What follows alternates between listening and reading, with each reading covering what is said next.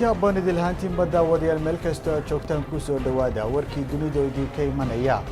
xarunta guud ee telefishinka Ariel ku leeyahay magaalada Hargeysa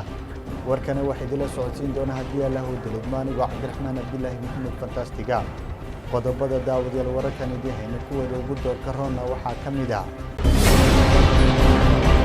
madaxweynaha Soomaaliland iyo hogaamiyaasha xisbiyada mucaaradka oo maanta yeeshay kulankoodii saddexaad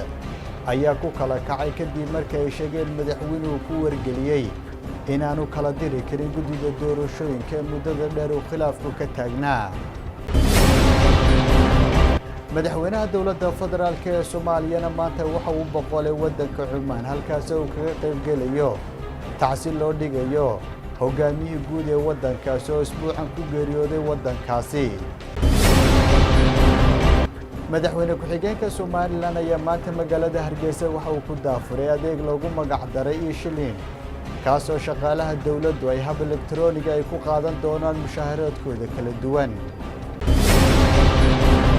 muddooyinkii ugu dambeeyay waxay magaalada Hargeysa ay hoy u noqotay raxan xayawaanka loo yaqaan eyda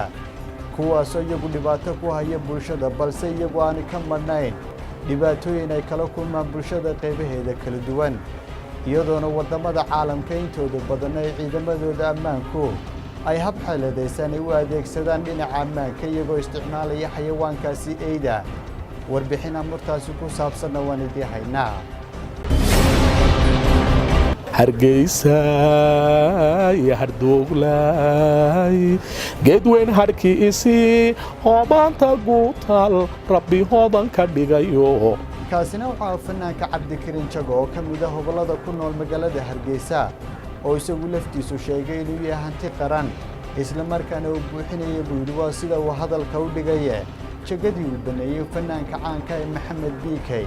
warbixin amurtaasi ku saabsan waan idin haynaa mas'uuliyiinta dawladda Ciraaqna waxay walaac xooggan ka muujiyeen dhaqaale xumo ay sheegeen in dalkaasi ay soo food saarayso haddiiba ay dhacdo cunaqabatayntii hore uga hanjabay inuu ku soo rogayo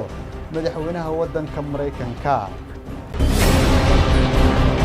daawadayaal kuwaas waxaan qaar ka mid ah qodobada wararkan idin hayna haatan ku soo dhawaada qodobadaas iyo qodobo kale oo faahfaahsan